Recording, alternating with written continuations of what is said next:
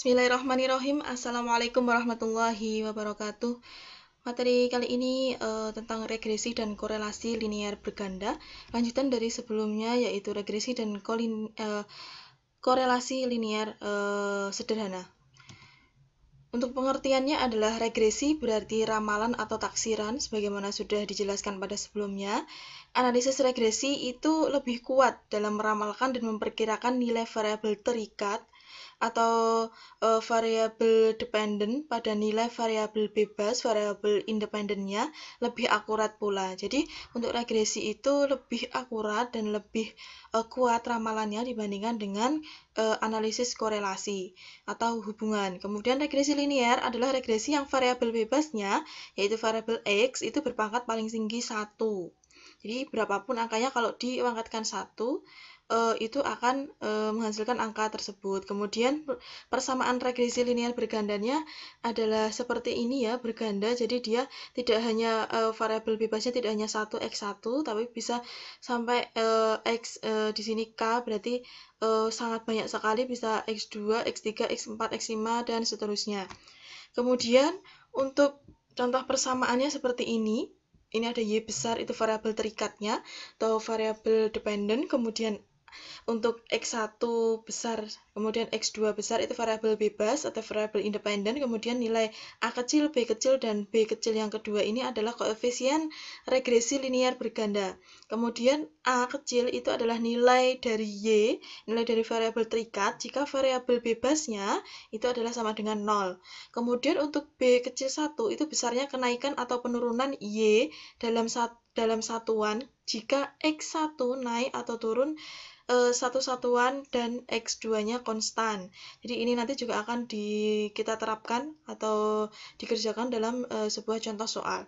Kemudian begitu juga dengan B kecil yang kedua atau koefisien regresi untuk X2-nya itu mencerminkan besarnya kenaikan atau penurunan Y dalam satuan jika X2 naik atau turun satu satuan dan X1-nya konstan. Jadi B kecil 2 di sini maupun B kecil 1 itu mencerminkan kenaikan atau penurunan Y jika X2 ataupun X1 itu naik dan turun gitu. Kemudian tanda plus sama min itu juga ada artinya. Jadi kalau ini contoh persamaan regresinya ada plusnya, nanti suatu saat akan ditemukan model regresi yang plusnya ini bisa menjadi min gitu ya. Nah, plus ataupun min itu tanda yang menunjukkan arah hubungannya antara Y dengan X1 atau X2. Jadi kalau ini plus berarti hubungan X1 dengan Y itu berarti kan positif. Begitu juga dengan X2. Tapi kalau nanti di sini plusnya berubah menjadi min, berarti hubungan antara X1 misalnya itu sama Y itu adalah hubungannya negatif begitu. Jadi tergantung tanda yang ada pada persamaan regresinya. Kemudian di sini ada contohnya. Jadi misalnya judulnya adalah pengaruh bimbingan rohani Islam dan pengalaman bekerja terhadap kinerja guru pada sekolah X gitu. Nah, di sini gurunya misalnya yang kita sebarkan kuesioner adalah kepada 10 guru, 1 2 sampai 10. Kemudian Y variabel terikatnya itu adalah kinerja guru. Nah, variabel Y nilainya adalah sebagai berikut ini. Kemudian variabel X1 itu adalah bimbingan rohani Islam atau nanti saya singkat adalah BRI. Bimbingan rohani Islam ya, BRI. Nah, itu nilainya adalah 160 sampai 150. Kemudian untuk X2-nya yaitu pengalaman bekerja. Pengalaman bekerja di sini maksudnya lama bekerjanya ya. Misalnya 5,5 tahun, 6,0 tahun, 9,5 tahun dan sebagainya sampai 1,5 tahun. Kemudian Y pangkat 2 berarti kan nilai Y-nya ini tinggal dipangkatkan. Kemudian untuk X1 pangkat 2 berarti X1-nya ini tinggal dipangkatkan, begitu juga dengan X2 pangkat 2. Kemudian di sini ada X1 kali Y berarti X1 160 kali 32 dan seterusnya sampai bawah. Begitu juga dengan X2 kali Y, di sini ada X2 kali Y. Ini hasilnya 176 dan seterusnya. Kemudian X1 kali X1. X1-nya adalah 160 kali 5,5. gitu. Nah, kemudian yang terakhir di sini kolom terakhir adalah jumlah atau sigma. Itu jumlah masing-masing ini ya, masing-masing row-nya, masing-masing barisnya, kemudian di jumlah 255, kemudian 1354, seterusnya sampai yang X1 kali X2 itu jumlahnya berapa. Nah, setelah dibikin tabel seperti ini, kemudian ini adalah rumus dalam persamaan regresi linear berganda. Dalam persamaan ya, jadi kita bikin persamaan, itu kan nanti ada angka-angkanya. Nah, rumus-rumusnya adalah sebagai berikut. Nah, ini banyak sekali ketika untuk A kecil, berarti kan tadi di persamaannya ada A kecil ya, itu untuk mencari nilai A kecilnya, itu sama dengan ini Y, kemudian ada topi garis ininya, itu berarti artinya adalah rata-rata. Begitu juga dengan X besar, kemudian ada topinya, itu adalah rata-rata dari variabel X, dan seterusnya. Nah, kemudian untuk lambang seperti ini, itu sigma, atau jumlah ya, jumlahan. Kemudian saya kira secara keseluruhan, itu lambang-lambangnya tidak terlalu rumit, cuman rumusnya ini ya cukup banyak gitu, tapi nanti ketika ujian, teman-teman tetap bisa membuka rumus-rumus ini. Nah, langsung saja kita terapkan pada jawabannya. Nah, di sini yang pertama yang harus kita ketahui adalah rata-rata dari Y. Oke, rata-rata dari Y. Nyari rata-rata gimana? Rata-rata dari Y berarti kan sigma jumlah dari variabel Y dibagi N. N di sini, N kecil itu adalah jumlah sampelnya. Misalnya di sini kita tahu guru yang menjadi sampel itu ada 10, kemudian jumlah dari Y itu 255.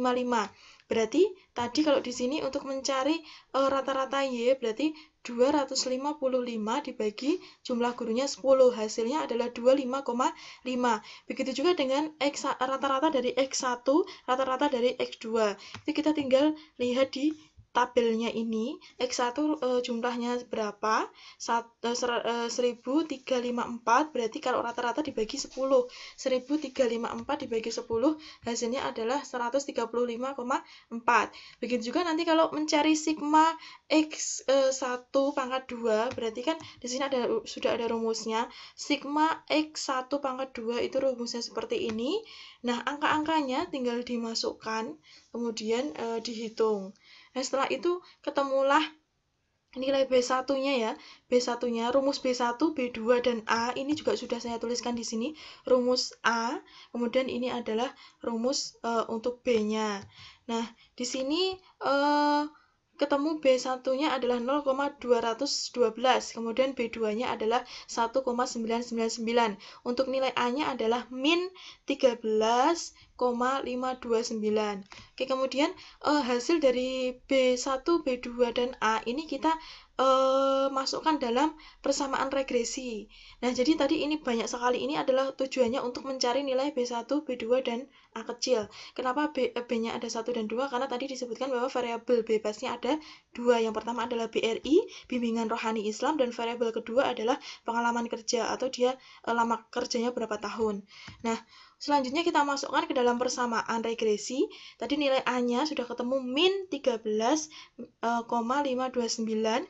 Kemudian untuk nilai B1-nya adalah plus 0,212 kali X1, X1-nya tetap. Kemudian untuk nilai B2-nya adalah plus 1,99 kali X2, X2-nya tetap. Nah, artinya apa dari persamaan ini? Nah, nilai A yang minus ini ya, min 13,529, itu artinya bahwa tanpa adanya BRI, X1, bimbingan rohani Islam, tanpa adanya bimbingan rohani Islam dan pengalaman kerja, maka besarnya output kinerja guru adalah 13,529 gitu. Jadi kan itu arti dari nilai A-nya. Kemudian nilai dari B1 itu plus 0,212. Artinya apa? Hubungan antara BRI, bimbingan rohani Islam. Jadi ini artinya hubungan antara bimbingan rohani Islam dengan output atau kinerja guru, hubungan antara bimbingan rohani Islam dengan kinerja guru jika pengalaman kerja, ini double, jika pengalaman kerja konstan itu tetap adalah positif. Jadi ketika pengalaman kerjanya tetap, hubungan antar bimbingan rohani Islam dan kinerja guru itu adalah hubungannya positif. Ini kan positif ya. Atau juga bisa artikan bahwa setiap kenaikan bimbingan rohani Islam sebesar satu satuan, jadi nilai bimbingan rohani Islam itu ketika naik satu satuan, maka output atau maka kinerja guru akan meningkat sebesar 0,212 satuan. Kenapa meningkat? Karena di sini hubungannya positif. Kemudian nilai B2 itu positif lagi, positif 1,99. Nah, hubungan antara pengalaman kerja dengan kinerja guru jika bimbingan rohani Islam tetap, jadi ketika bimbingan rohani Islamnya nilainya tetap, itu hubungan antara pengalaman kerja dan output atau hubungan antara pengalaman kerja dengan kinerja guru itu positif, sebagaimana tanda yang ditunjukkan di sini. Atau hal ini juga bisa dibaca bahwa ketika setiap kenaikan pengalaman kerja satu satuan, ketika pengalaman kerja itu naik nilainya, maka kinerja guru akan meningkat sebesar 1,99 satuan begitu. Kenapa meningkat? Karena di sini juga tandanya positif. Oke, kita lanjutkan untuk peramalan dengan regresi linear berganda. Di sini peramalan itu bukan meramalkan masa depan kita gitu ya, tapi peramalan di sini adalah peramalan menggunakan persamaan regresi yang sudah kita bikin ini melalui hitungan tadi. Nah, kemudian kita bisa menggunakan untuk meramalkan. Nah, peramalan terhadap nilai Y dengan menggunakan regresi linear berganda dapat dilakukan jika persamaan regresi sudah diestimasi dan nilai variabel bebasnya sudah diketahui. Nah, tadi kan kita sudah mengestimasi itu, udah bikin persamaannya Y sama dengan min 13 dan sebagainya itu ya. Nah, itu juga nilai variabel bebasnya sudah diketahui tadi dan sudah diartikan. Nah, kemudian kelebihan peramalan nilai Y dengan regresi itu adalah dapat diketahui besarnya pengaruh secara kuantitatif. Jadi, besarnya seberapa itu bisa diangkakan, bisa diwujudkan dalam bentuk angka pada setiap variabel bebas jika variabel lainnya dianggap konstan atau tetap. Misalnya di sini ketahui ada soal ketika A-nya itu sudah diketahui 17,547, kemudian B1-nya adalah 0,624, kemudian B2-nya adalah min 0,284. Nah, ini contoh ada negatifnya.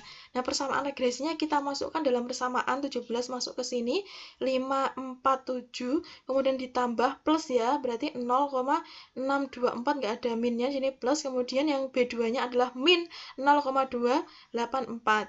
Nah, selanjutnya dengan persamaan regresi linear berganda tersebut, persamaan regresi ini, nilai Y ini adalah nilai UAS statistik, misalnya begitu. Nah, nilai UAS statistik yang Y, ini kalau dalam regresi itu yang bisa diramalkan adalah Y, sedangkan peramalnya itu adalah variabel X. Nah, nilai UAS statistik itu dapat diramalkan dengan mengetahui nilai X1. X1 itu apa? Motivasi belajar. Kemudian nilai X2 itu apa? Frekuensi bolos, begitu. Nah, misalnya nilai X1-nya adalah 75, nilai X2-nya adalah 4. Berarti misalnya motivasi belajarnya 75. Kemudian nilai motivasi belajarnya 75. Kemudian dia frekuensi bolosnya dia bolos 4 kali. Nah, hubungan berapa perkiraan atau ramalan dia nanti akan mendapatkan nilai UAS berapa ketika dia motivasi belajarnya 75 dan bolosnya 4 kali gitu. Kita masukkan ke persamaannya. Ini kan sudah punya persamaan, tinggal masukkan nilai X1, X1 75, X2 itu adalah 4. Nah, hasilnya adalah 63,211 gitu. Jadi peramalan atau perkiraan untuk nilai UAS statistik bagi dia yang memiliki motivasi belajar 75 dan frekuensi bolosnya 4 kali, berarti nilai UAS-nya adalah 63,211. Ini peramalan atau taksiran gitu. Nah, kemudian untuk melanjutkan korelasi dan selanjutnya ini akan saya sajikan pada video yang kedua karena ini waktunya terbatas maksimal 15 menit. Begitu. Wassalam.